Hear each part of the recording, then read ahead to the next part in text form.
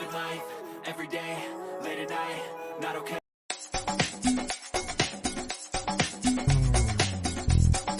Showbiz Kachika TV. Hello mga kachika! Nakakatuwa ang ibinahagi ni AJ Rabal sa kanyang social media account kung ano nga ba ang buhay niya ngayon kasama ang kanyang life partner na si Aljur Abrenica.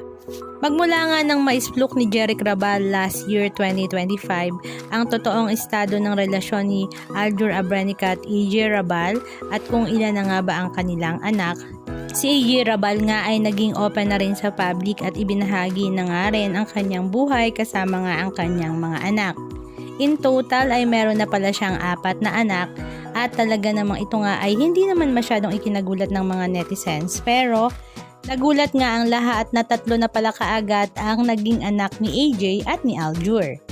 Ito nga ay sila Alkina, Aljur Jr. at si Abraham. So sa side naman ni Aljur meron na nga siyang 5 anak. 2 naman nito ay kay Kylie Padilla. At ito nga ay sila Alas at Axel.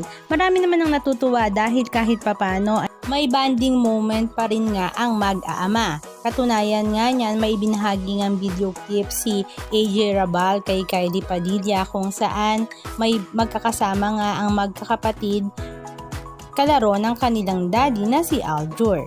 Samantala si AJ Rabal naman ngayon ay stay-at-home mom kung saan nag-aalaga nga siya sa kanyang mga anak.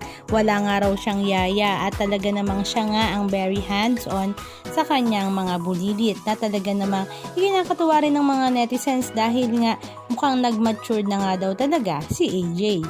Halika at panoorin natin.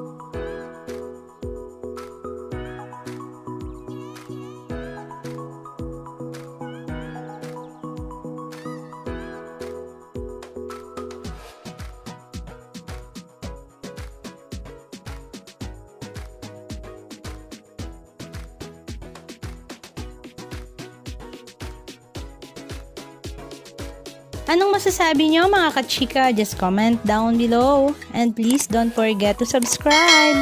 Thank you!